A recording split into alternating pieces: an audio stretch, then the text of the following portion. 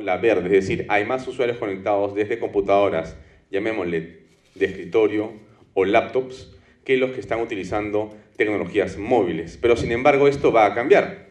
De hecho, ustedes son testigos, usuarios, de que existe un mundo móvil que se está movilizando a una gran velocidad. De hecho, este recorte del 24 de mayo de este año nos habla de que el tráfico de Internet móvil creció en 1.700% en los 2 últimos años. Es decir, las personas se están conectando cada vez con más intensidad desde teléfonos móviles o smartphones. Esto es un hecho. No es que si a mí me gusta el teléfono y lo uso para Internet, o si no me gusta, o si prefiero una computadora porque me es incómodo. Eso no es el tema relevante, sino el hecho de que hay un consumo notable que estamos haciendo desde la plataforma telefónica. El teléfono ya no es un aparato para hablar telefónicamente, sino es un computador que tiene enorme cantidad de prestaciones. De hecho, los smartphones ya representan hoy el 26% del mercado de telefonía móvil. Como ustedes saben, en el Perú hay casi 27 millones de celulares. 27 millones de celulares. De esos, el 26% son teléfonos smartphones o inteligentes que permiten conexiones a Internet. Muy bien. El número de smartphones en el mundo supera los 1.000 millones.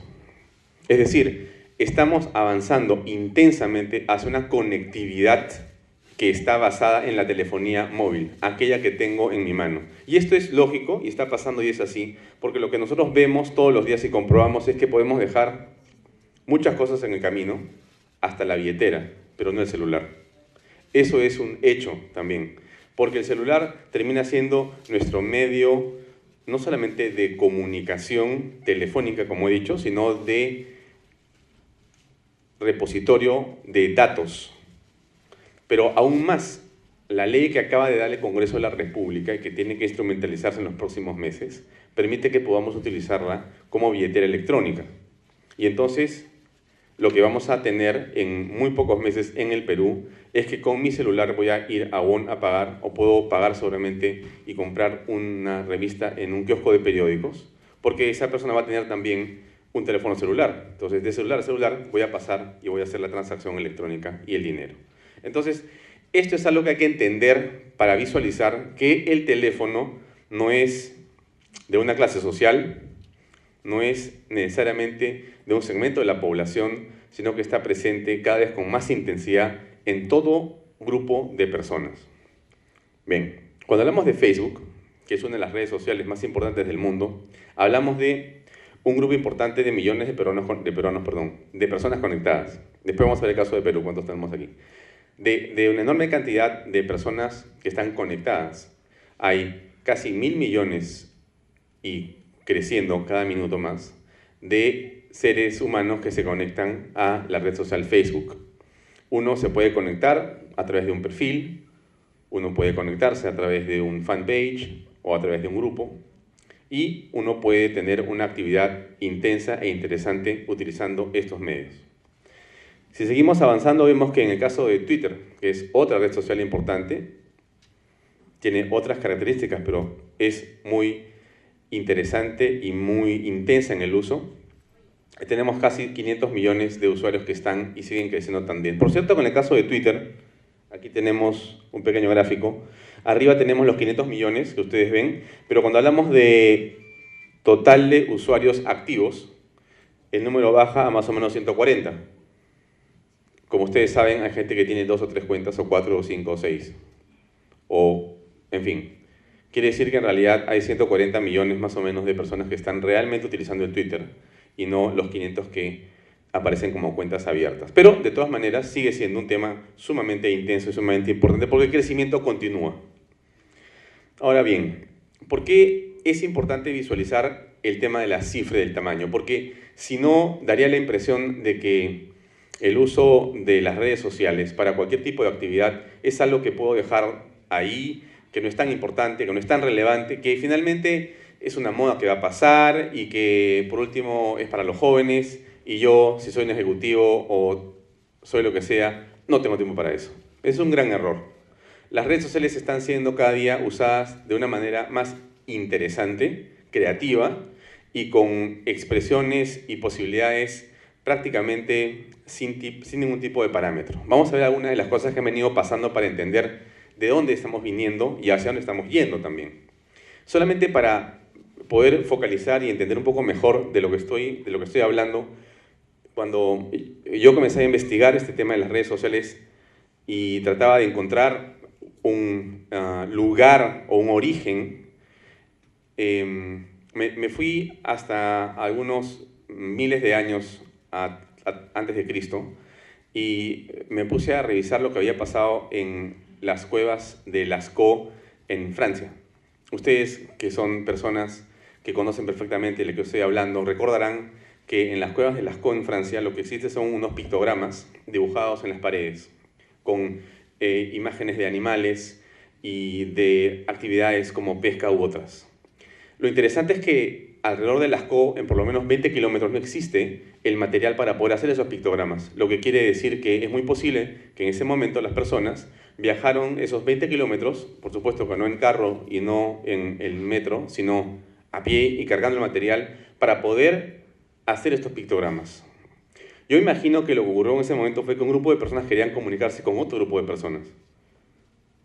Tenían con claridad un mensaje, tenían este Facebook, que era un wallbook, que era en realidad una pared de piedra, y tenían en sus manos simplemente la capacidad para poder dibujar y pintar y generar un mensaje y difundir una idea y tener delante de ellos la posibilidad de convencer a otras personas y transmitir una ideología. Eso que les cuento no es algo que a mí se me ha ocurrido, no es mi interpretación de los hechos, sino es la interpretación de historiadores y sociólogos que han descifrado y entendido qué significaba Lascaux, las cuevas Lascaux y los pictogramas. Ahora bien, cuando uno comienza a mirar lo que pasa con la historia, porque hay que mirar la historia para poder entender el presente, si no nos vamos a perder, entonces uno descubre cosas realmente interesantes, y es lo que quiero compartir con ustedes esta tarde.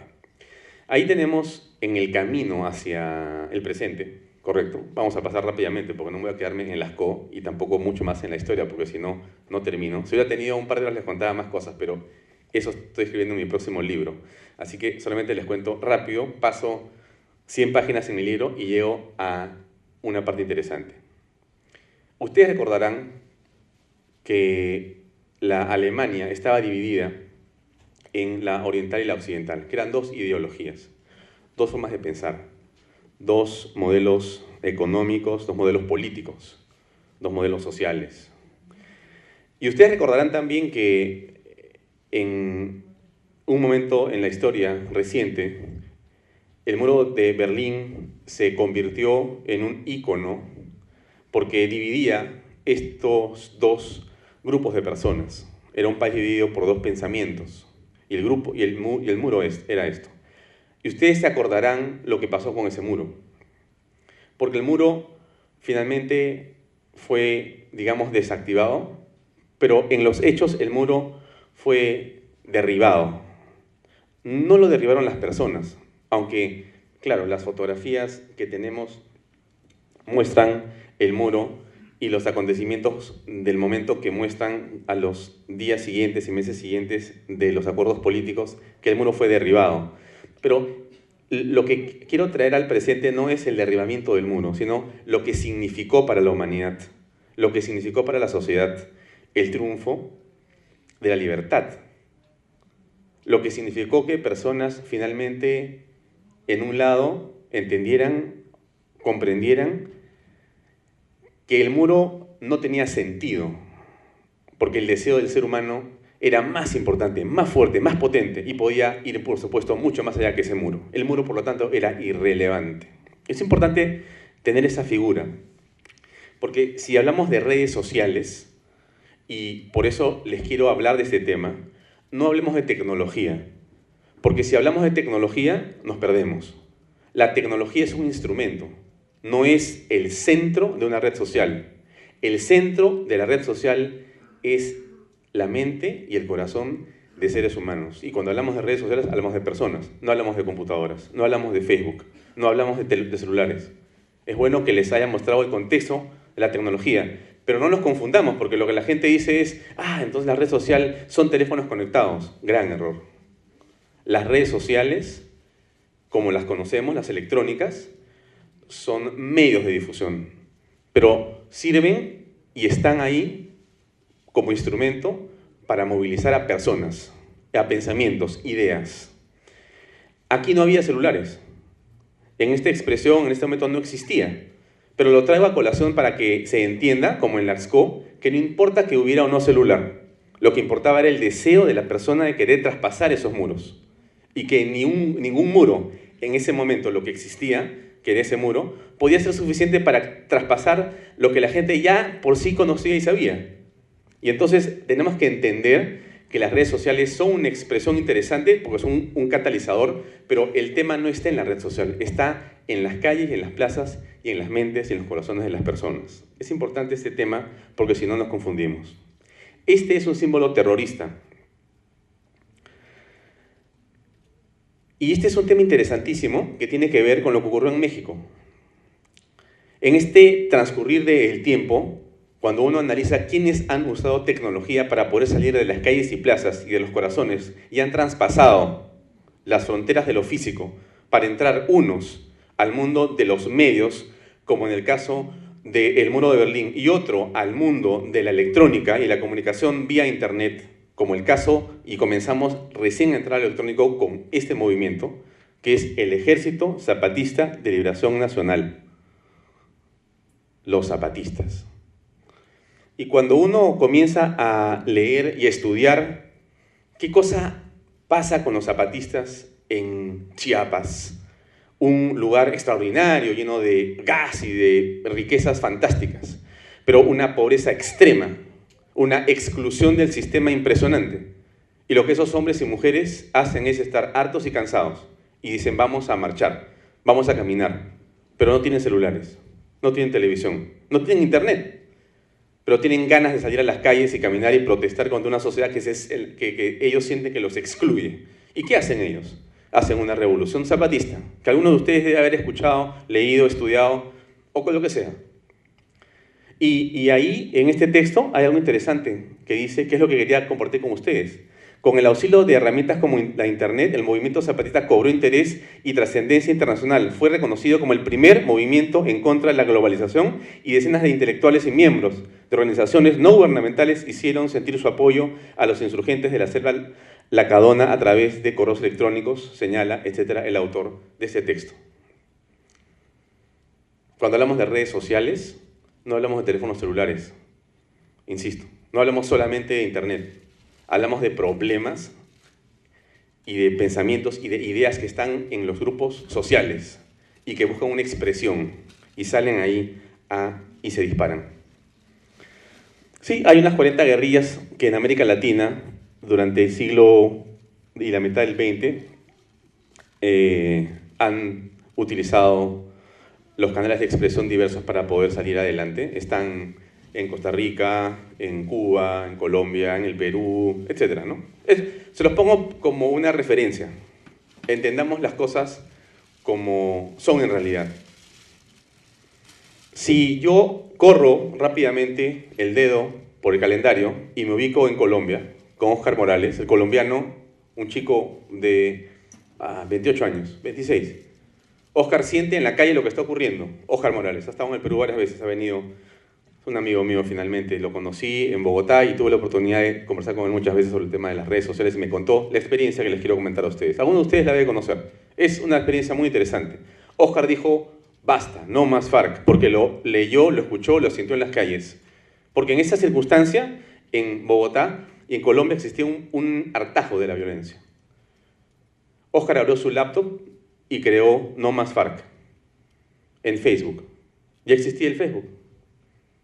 Se echó a dormir a las 3 de la mañana y cuando despertó a las 11 de la mañana habían 20.000 personas pegados a su página que querían también protestar por las redes sociales en contra de la guerrilla colombiana.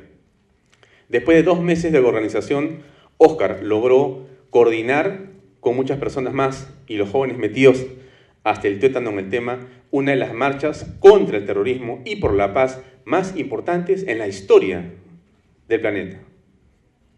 Más de 20 millones de personas en 200 ciudades, en cerca de 30 países, Cada uno donde pudo armar protestó. Se tomó una foto y la pegó en el Facebook y se disparó el tema. Se protestó. No surgió en Facebook. Facebook fue el catalizador, fue el instrumento, fue la herramienta. No es que en las redes sociales se hacen las cosas, eso no es así. Es en las calles y plazas, en las mentes y en los corazones, donde surge y nacen las ideas de las grandes luchas o los grandes emprendimientos del ser humano hoy día. Y las redes sociales son simplemente un medio de expresión que tiene enorme potencia. Y si seguimos mirando, encontramos algunos meses después, y seguimos en el calendario para acercarnos a la hora, y ahí está el tema de Barack Obama. $1.000 millones recaudados en el 2008 en su campaña. Yo escribí un libro sobre el tema, interesadísimo por lo que estaba pasando con este hombre. No comparto las ideas de Obama, no es un tema que realmente me parezca bueno o malo. Me interesa sobre todo el tipo de liderazgo que este hombre ha logrado imprimir y cómo ha utilizado ideas y pensamientos para que a través de las redes sociales logre llegar a millones de jóvenes norteamericanos. Y los ha convencido de que entren a votar y voten por él y crean en ese cambio y en esa esperanza. Las redes sociales fueron un elemento fundamental en esa campaña presidencial. Pero en ese momento, BlackBerry era el teléfono más innovador. El iPhone no existía. Twitter, ni siquiera 100.000 usuarios. Y Facebook estaba apareciendo. Creo que tenía 100 millones de usuarios en ese momento. Hoy tiene 1.000. O sea, estaba proyectándose, pero aún así logró hacer algo realmente impresionante. Algunos meses después, bueno, antes, pero surge interesante ponerlo en esta fecha, aparece el famoso Julian Assange y los Wikileaks. Y él recibe información o la compra, pero no importa que si la compró o se la dieron, no importa. La publicó y generó algo muy importante. Ustedes recordarán la famosa primavera árabe. Algunos dicen que es la revolución del Twitter.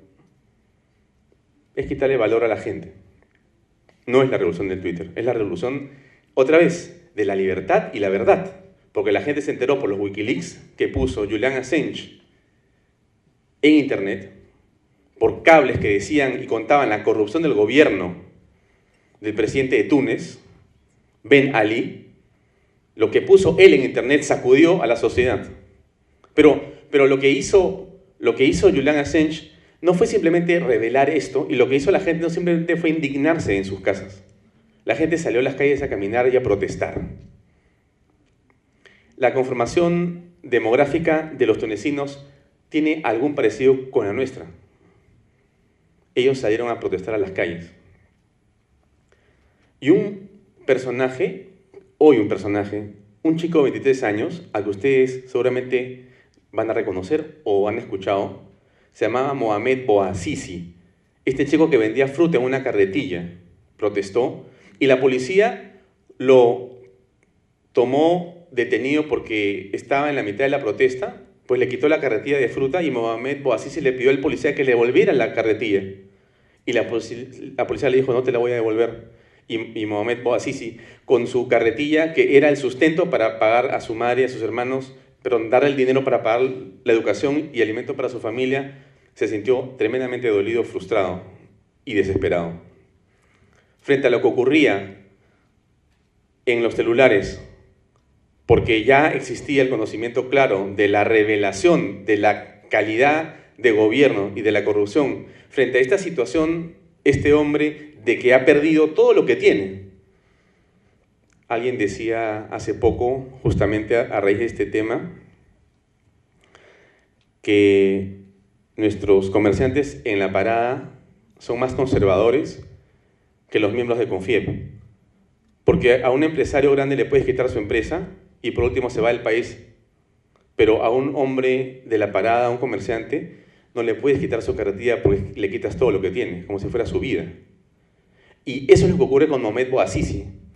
Le quitan la carretilla y él reacciona, y ustedes conocen las imágenes que el mundo vio en segundos por CNN y por todos los canales. ¿Qué significaba esto?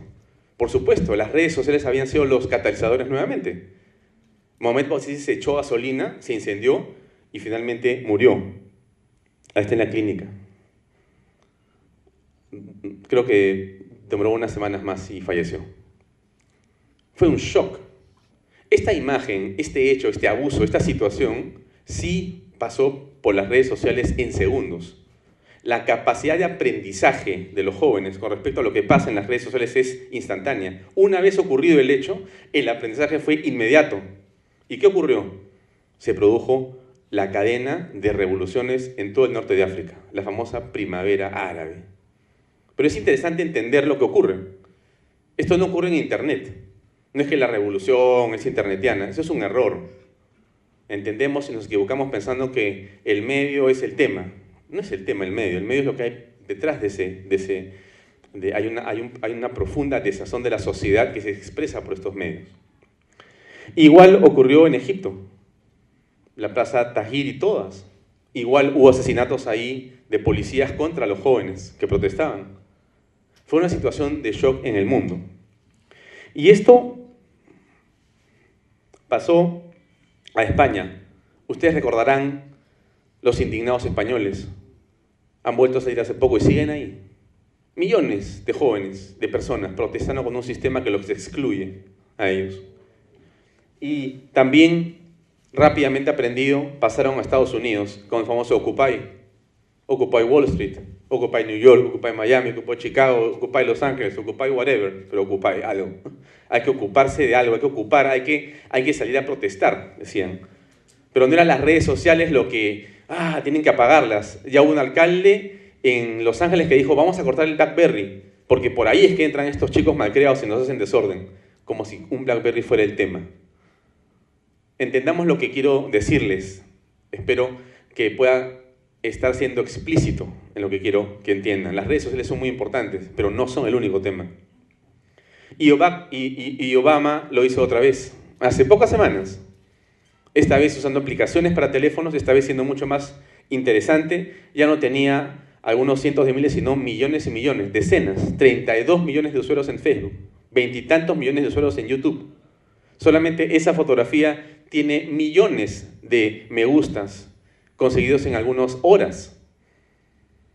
Es decir, había ahí, ya hay acá una idea y una tecnología, pero hay un sentimiento. Que alguien diga que Obama ganó por la tecnología es un error garrafal. Que alguien crea que las redes sociales lo llevaron al poder no entiende lo que ha pasado. Las dos elecciones de Obama son ganadas por errores del contrincante, que Obama supo y tuvo la capacidad política para poder encontrar y entender. Las redes sirvieron, pero sin esa circunstancia no había triunfo.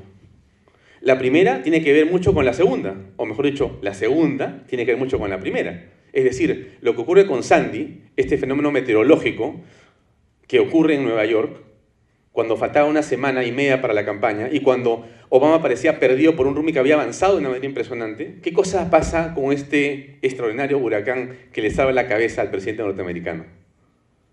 Lo pone a él como un hombre que tiene que salir a proteger y entonces lo hace focalizarse como el hombre que está mostrando solidaridad, capacidad de acción y, por supuesto, un estado presente en la desgracia.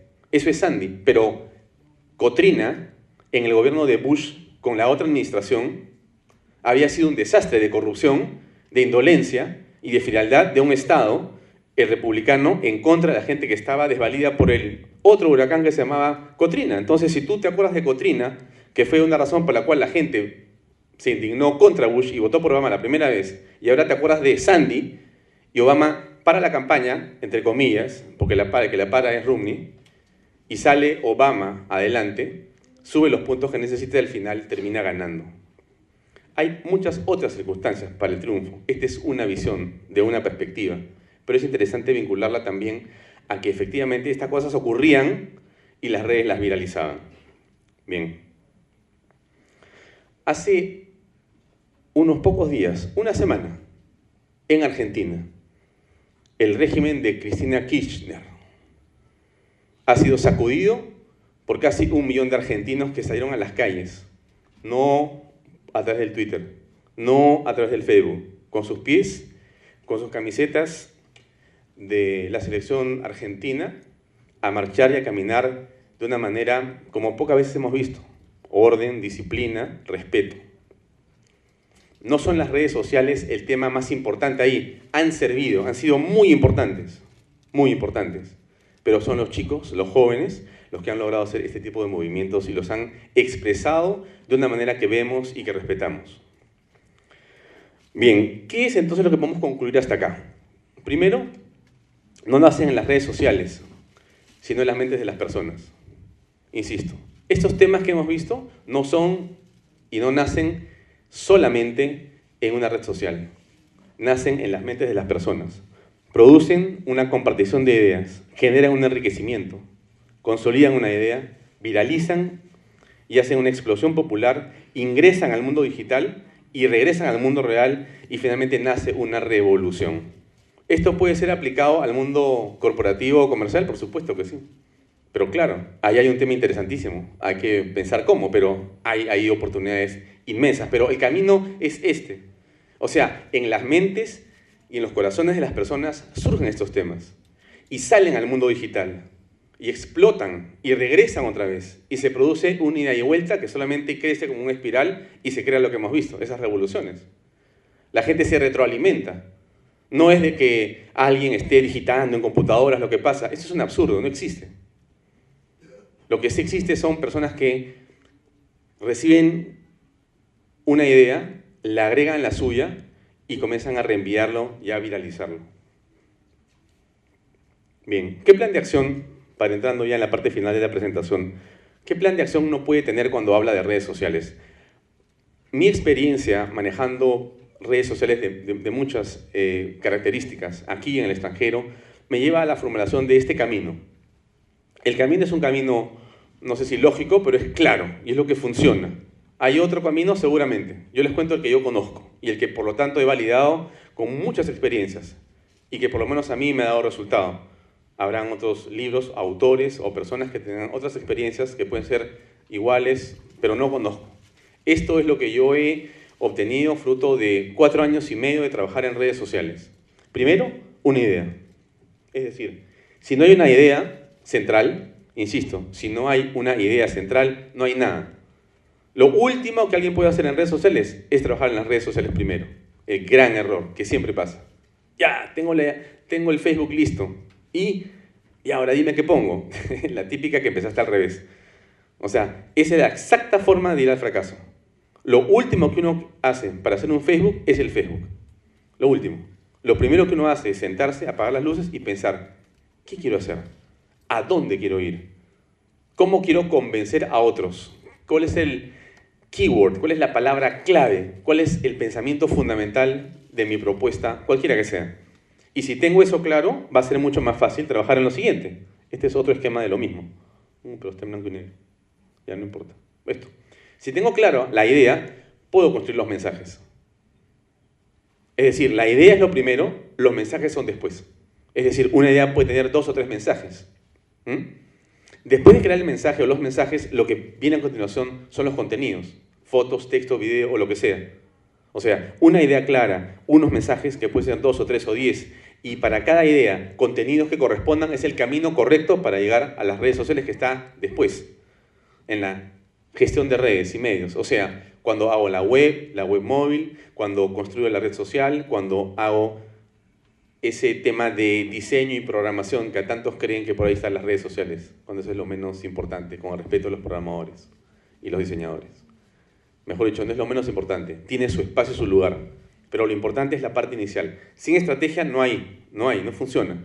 Y al final está el monitoreo. Como ustedes saben perfectamente, lo que no se mide no mejora, y aquí pasa exactamente lo mismo. Entonces lo que tenemos aquí claramente es una línea donde hay un proceso, tienes un principio y tienes un final. Y esto también, evidentemente, se retroalimenta porque es un círculo virtuoso frente al cual lo que ocurre al final puede ser que nos haga modificar la idea, por lo tanto, modificar el mensaje, los contenidos y esa misma gestión. Obviamente, así funcionan las cosas. Acá tienes la idea, más el mensaje, te generan los contenidos. Vas a las webs y después tienes mensajes de texto, Facebook, Twitter, YouTube, Flickr, móvil, etc. Es un gráfico más, es de lo mismo. Esas 3 líneas son lo mismo, puestas de diferente forma, pero es para que lo puedan ver más gráficamente. Entonces, es un camino claro, así funciona. Bien, lo que no son las redes sociales es esto, desde mi punto de vista. Ni un fin, ni un lugar, ni fans, ni un repositorio, ni un punto de llegada, y tampoco es un gasto. Y lo que sí son las redes sociales son puntos de ideologización. O sea, yo ideologizo, genero ideología. Medios de inducción, canal de comunicación y convocatoria, medios para viralizar y lugares donde creo comunidades. Eso sí son las redes sociales. Yo puedo y debo crear comunidades a partir de lo que estoy construyendo como idea fundamental. Acá les muestro 2 o 3 ejemplos de cosas que están funcionando y que son bien interesantes. Una es de una compañía constructora que tiene una página web con ideas claras, donde lo que se ha privilegiado es la concepción y la forma explícita de mostrar al grupo humano trabajando en función de sus valores y principios. En lugar de hablar de sus productos o de sus obras, hablan de su equipo y de su grupo humano. Esa misma figura, ese mismo mensaje, o sea, el ser humano como centro de lo que es la comunicación, se extrapola a la página móvil. Y esa misma extrapolación va a la red social Facebook y al Twitter y al YouTube, con un mismo diseño, con un mismo tipo de arquitectura en la estructura de las ideas. Obviamente es un caso que comparto con ustedes porque es una manera de aterrizar lo que les he contado, no teoría sino práctica. Si pasamos a otro, pueden verlo, y alguno de ustedes debe ser usuario del Tren de Lima. El Tren de Lima es un esfuerzo y muy interesante al que nos invitaron a participar a nosotros como expertos en este tema para poder construir cultura en torno y en función al grupo de usuarios que tiene este tren, que es una extraordinaria apuesta por una ciudad más moderna. Muy bien, igual entendimos que lo principal ahí era crear cultura, y era crear cultura y autoestima. O sea, lo central en la comunicación de este esfuerzo era cómo crear valor y cómo crear cultura y autoestima. O sea, cómo nosotros podemos generar un tipo de ciudadano diferente, mejor, con más valores, que se sienta feliz de estar transportándose, a pesar de los problemas que pueden existir, en un tren que cada día es mejor. Con los trenes que vienen ahora todavía va a ser mejor el transporte. Y esa misma estructura que está en la web pasa a, nuevamente, el móvil, pasa a lo que es el Facebook, donde hay ya casi 100.000 usuarios que nos están siguiendo, funciona en el Twitter, y ahora estamos a punto de lanzar una aplicación para que la gente pueda ver cuál es el saldo de su tarjeta, ver dónde hay periódicos, cajeros, farmacias en cada estación, etc. O sea, estamos hablando en concreto y en estos casos de aplicaciones de ideas, ¿correcto?, que encontramos no en la mente de un creativo, sino en las palabras y los sentimientos de las personas que fueron encuestadas, y que eso nos permitió llegar a los tableros de diseño y la estructura comunicacional para poder finalmente ponerlo en las herramientas que ustedes han visto. Bien. Conclusiones. Efectivamente, nos estamos convirtiendo en una sociedad móvil. Yo estoy seguro que todavía muchos de ustedes están trabajando en oficinas. Pues sería bueno que se vayan despidiendo, porque no es que no van a tener trabajo, creo que va a haber más trabajo, pero seguramente desde un móvil. O sea, que sea donde estén, el horario de trabajo va a ser irrelevante. Vamos a ir a una sociedad de objetivos y de tareas en lugar de horas de trabajo. Necesito que me hagas esto y no necesito que estés sentado de 8 a 6 de la tarde, porque es irrelevante tu tiempo sentado en una oficina, por favor. Prefiero que estés en tu casa con tus hijos, pero haz la tarea que tienes que hacer y tú ve cómo. En tu casa, ordénate. Siéntate en tu escritorio, en tu mesa de trabajo, saca tu laptop y haz el trabajo. Y nos vemos vía Skype o lo que sea. Claro, eso todavía es de muchas maneras algo que termina siendo complicado hoy día por un montón de razones. Pero cada vez avanzamos hacia eso. Es indetenible. O sea, el mundo avanza hacia una sociedad móvil, donde no hay fidelidad. Yo no creo, espero que me entiendan esta palabra, no digo que la fidelidad no sea importante socialmente hablando. Me refiero a lo que yo visualizo como, por ejemplo, la fidelidad con respecto a los contenidos en el mundo electrónico y en las redes sociales. A esos contenidos y a esos supuestas lealtades a marcas, como ustedes saben bien, no existen. Esas barreras han caído. La gente cambia de camiseta con un clic. Los jóvenes te cambian porque hay algo mejor. Cuando yo entré a Facebook. Me acuerdo que estaba en mi casa y en la sala de televisión había en esa época, hace bastantes años, un computador central como hay en muchas casas seguramente. Y estaba mi hija con la computadora prendida. Entonces yo pasé y la vi y le dije, ¿me puedes decir qué es eso nuevo que estoy viendo con esas pantallas que no conozco? Me dijo, papá, es Facebook. Facebook. Le dije, ¿qué es eso? No sé, me dijo, pero es espectacular. Por supuesto que a las 2 horas yo ya estaba en Facebook también, ¿no? Y estaba mirando qué cosa era esto que mi hija... y había dejado su Hotmail y su pequeña red que era muy rudimentaria, que te estaba ofreciendo Hotmail, y se pasó ella y todos sus amigos, pero en segundos al otro lado. Eso es lo que ocurre. Las personas no te van a pedir permiso, te van a cambiar. A eso me refiero con el tema de que la fidelidad no es un tema, sino hay intereses. A la persona le interesa algo y cambia. Entonces es muy interesante entender que es una realidad. Igual que no es que estemos hablando del futuro. Los que hablamos de que esto es el futuro, no estamos mirando el presente.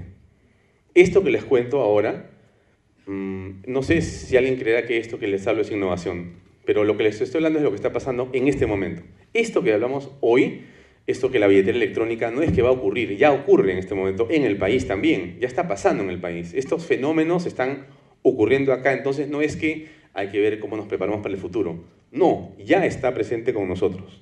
La innovación, por lo tanto, no es una opción, es una obligación. A mí me parece muy interesante porque resume mucho lo que creo que hay que hacer todavía en este campo de las redes sociales en el país y en general. Jobs decía, tu tiempo es limitado, de modo que no lo malgastes viviendo la vida de alguien distinto. No quedes atrapado en el dogma, que es vivir como otros piensan que deberías vivir. No dejes que los ruidos de las opiniones de los demás acallen tu propia voz interior.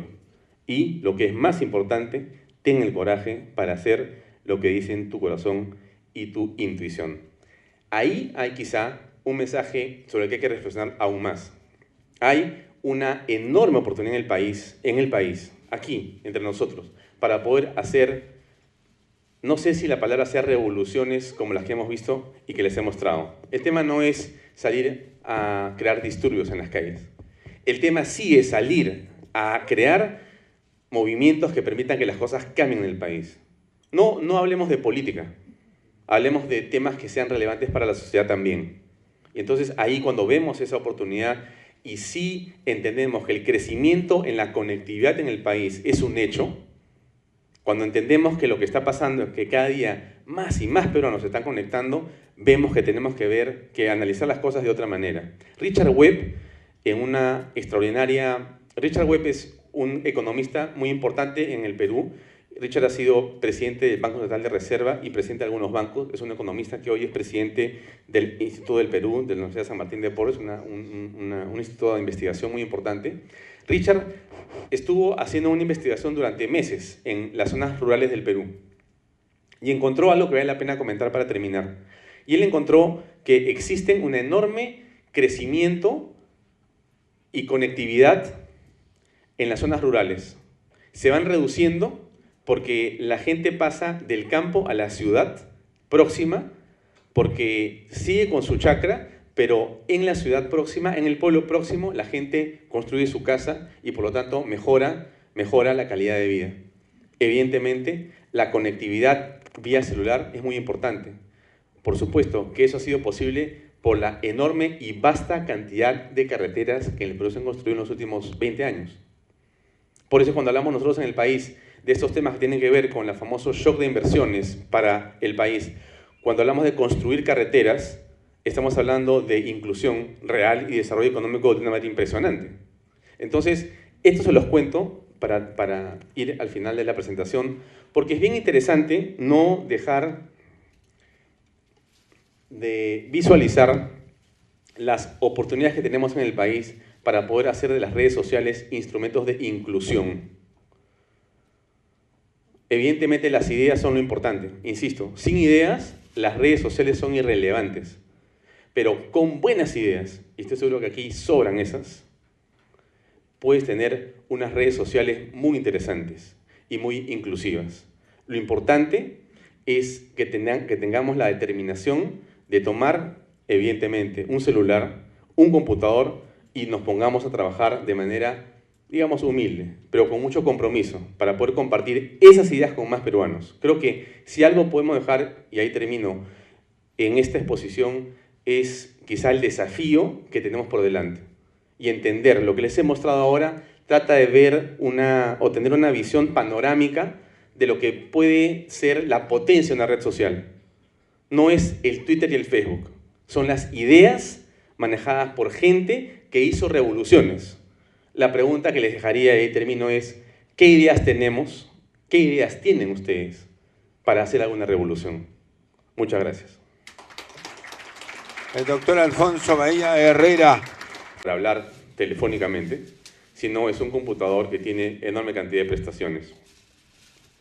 De hecho, los smartphones ya representan hoy el 26% del mercado de telefonía móvil. Como ustedes saben, en el Perú hay casi 27 millones de celulares. 27 millones de celulares. De esos, el 26% son teléfonos smartphones o inteligentes que permiten conexiones a Internet. Muy bien. El número de smartphones en el mundo supera los 1.000 millones. Es decir, estamos avanzando intensamente hacia una conectividad que está basada en la telefonía móvil, aquella que tengo en mi mano. Y esto es lógico y está pasando y es así, porque lo que nosotros vemos todos los días y comprobamos es que podemos dejar muchas cosas en el camino, hasta la billetera, pero no el celular. Eso es un hecho también, porque el celular termina siendo nuestro medio no solamente de comunicación telefónica, como he dicho, sino en fin, quiere decir que en realidad hay 140 millones más o menos de personas que están realmente utilizando el Twitter y no los 500 que aparecen como cuentas abiertas. Pero, de todas maneras, sigue siendo un tema sumamente intenso y sumamente importante porque el crecimiento continúa.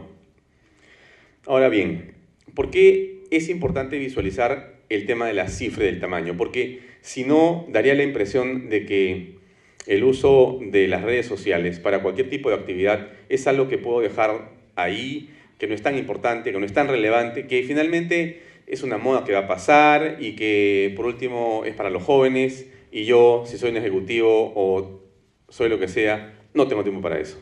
Es un gran error.